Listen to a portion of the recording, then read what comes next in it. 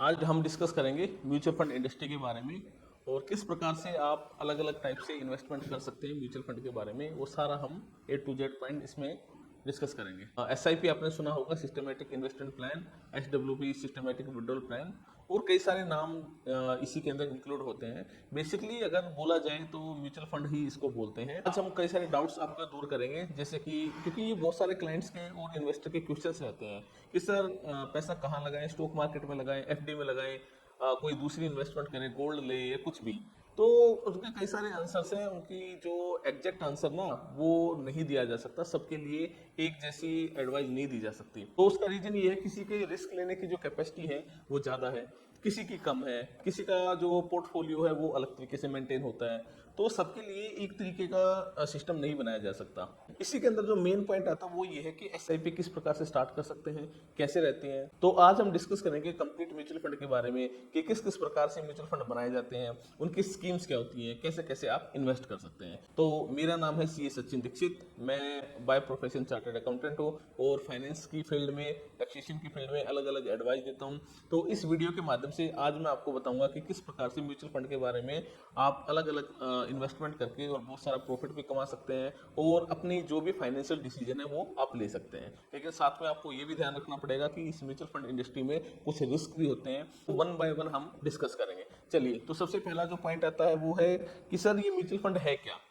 देखिए, mutual fund कुछ भी नहीं है, बहुत सिंपल सी बात है। कुछ लोग म्यूचुअली इकट्ठा हुए, उनके पास पैसा था, उन्होंने अपना पैसा एक पर्टिकुलर जगह पे लगाया, इन्वेस्ट किया, उसका जो प्रॉफिट हुआ वो उन्होंने सबने डिस्ट्रीब्यूट कर लिया as per the terms of condition. Sir distribute कर लिया तो इसमें कुछ खर्चे नहीं होते होंगे? सर बिल्कुल होते हैं। जो भी खर्चे हैं उन्होंने आपस में बांट लिए। ठीक है, किस प्रकार से, हर एक के रेशियो में, इसको एक्सपेंस रेशियो भी बोलते हैं, जो हम आगे स्टडी करेंगे। तो बिल्ली अगर एक आम आदमी की भाषा में बोला जाए कि म्यूचुअल फंड क्या होता है, तो बहुत सिंपल है। लोग इकट्ठे हुए या फिर कुछ लोग इकट्ठे होकर अपना पैसा किसी पर्टिकुलर आदमी को दे देते हैं, उसको फंड मैनेजर बोला जाता है। वो कुछ गाइडलाइंस के अकॉर्डिंग आपके पैसे को अलग अलग जगह पे इन्वेस्ट करता है। जो रिटर्न आता है उसमें से एक्स अमाउंट अपना खर्चे का काट लेता है और उसके बाद वो सारा पैसा आपको वापस दे दिया जाता है, यानी कि या आप उसको कभी भी रिडीम कर सकते हैं। तो ये म्यूचुअल फंड होता है।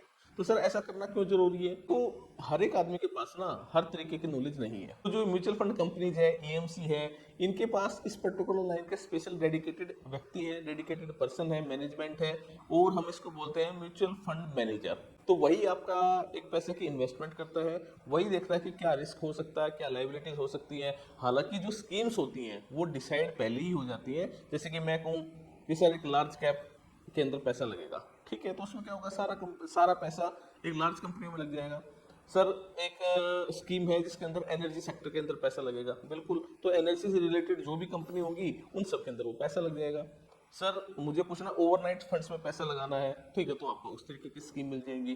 तो ये डिपेंड करता है म्यूचुअल फंड इंडस्ट्री के ऊपर कि वो किस प्रकार की स्कीम्स लेके आती है। हालांकि सभी स्कीम्स को ऐसा नहीं है कि कोई भी स्कीम आ जाएगी वो चल जाएगी, नहीं, उसके लिए प्रॉपर अप्रूवल होती है, सेबी के डॉक्यूमेंट्स लगते हैं और सारी चीज़ों की अप्रूवल मिलने के बाद ही वो स्कीम चलती है। उसके रिस्क, उसके रिवार्ड्स, कंप्लीट डिटेल देनी होती है। हालांकि मुझे नहीं पता कितने इन्वेस्टर इस चीज़ को पढ़ते हैं, कितने नहीं। तो ये आपका एक म्यूचुअल फंड इंडस्ट्री के बारे में एक छोटा सा ब्रीफ था।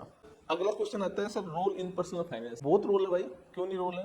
अरे जब आप अपने डिसीजन लोगे, पर्सनल फाइनेंस के डिसीजन लेते हो, आपको पता है बहुत सारे लोग तो अपना पूरी जिंदगी का पैसा सिर्फ एफडी में लगा देते हैं, कंप्लीट पैसा एफडी में लगा देते हैं। ठीक है, लगाना चाहिए या नहीं लगाना चाहिए वो एक सेकंड थॉट है, उसके ऊपर एक सेकंड ओपिनियन है, वो मैं नहीं कह सकता। लेकिन अगर आप छोटी सी कैलकुलेशन देखेंगे, एज ऑन टुडे देश के अंदर इन्फ्लेशन लगभग 6.5 से 7% की है, यानी कि आज जो चीज 100 रुपए की है वो अगले साल 107 रुपए की हो जाएगी।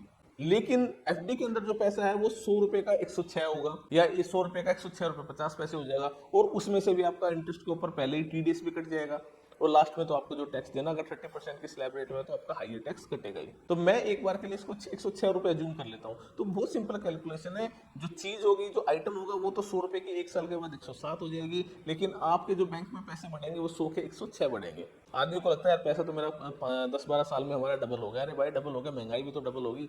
पैसे की जो पेइंग कैपेसिटी थी या फिर परचेजिंग पावर थी वो भी तो कम होगी। तो जो फाइनेंस के अंदर इसका रोल बहुत इंपॉर्टेंट है, पर्सनल फाइनेंस के अंदर, कि कितना पैसा हमें म्यूचुअल फंड में लगाना है, कितना पैसा एफडी में लगाना है। सर आप क्या करते हो? भाई मैं डाइवर्सिफाई करता हूँ और मुझे अभी बताने की जरूरत नहीं है, ठीक है। मेरा कुछ पैसा म्यूचुअल फंड में लगता है, कुछ गोल्ड में लगता है, कुछ लैंड में लगता है, अलग अलग तरीके का। मेरी रिस्क एपेटाइट अलग है, आपकी रिस्क एपेटाइट अलग हो सकती है। पर मैंने कोई भी व्यक्ति ऐसा नहीं देखा जो एफडी में पैसा लगा के अमीर बन गया हो, जिसने वेल्थ क्रिएट कर ली हो, ठीक है, फिर इसमें बहुत ज्यादा पैसा कमा लिया हो सिर्फ और सिर्फ एफडी में। हमारे देश के अंदर ये चीजें हालांकि समझाई भी नहीं जाती। फाइनेंस वाला जो पार्ट है वो कहीं ना कहीं पे मिस रहता है। टेक्निकल लोग साउंड होते हैं, लेकिन फाइनेंशियली जो एक लिटरेसी होती है वो कहीं ना कहीं पे एब्सेंट है। बट इस एसआईपी के थ्रू आप थोड़ा थोड़ा पैसा इन्वेस्ट कर सकते हो, ठीक है। चलिए आगे इस वीडियो में आपको कंप्लीट समझेंगे। सर स्टार्टिंग इन्वेस्टमेंट कितने की है? भाई बिल्कुल सिंपल है, 500 रुपए से अपना पैसा लगा सकते हो। एक बार इन्वेस्ट कर सकते हो, हर महीने कर सकते हो, हर 15 दिन में कर सकते हो, या डेली भी कर सकते हो, किसी भी फंड में कर सकते हो, कभी भी पैसा आप इन्वेस्ट कर सकते हो। सर पैसे इमरजेंसी में चाहिए हो तो हाँ जी निकाल सकते हो। कई सारे वो आपको स्कीम्स भी देखनी पड़ेगी, हर स्कीम में पैसा नहीं निकलता है।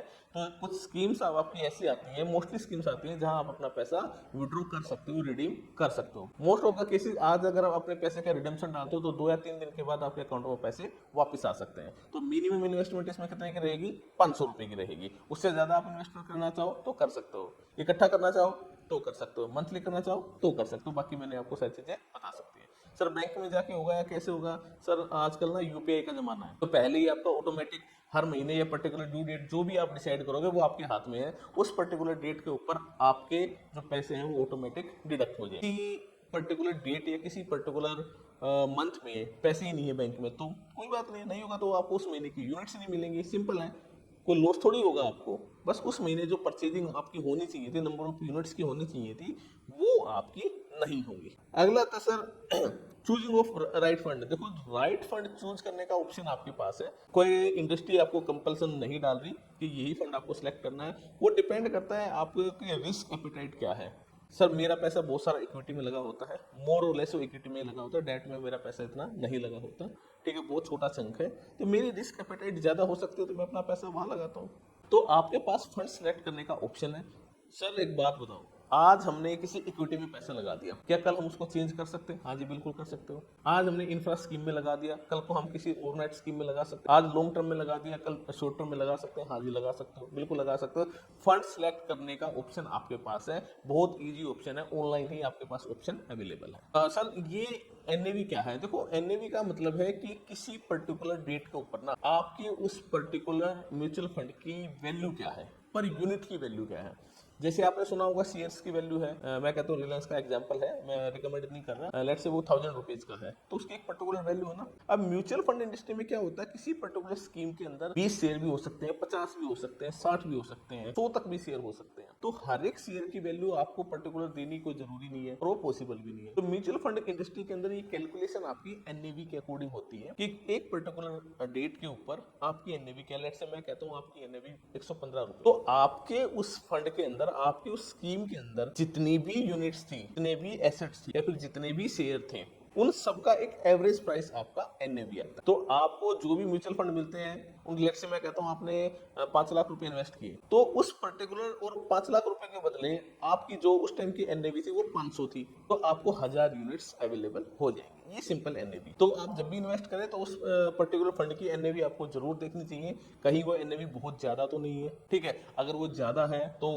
उसकी एक पी रेशियो जरूर से जरूर चेक करें।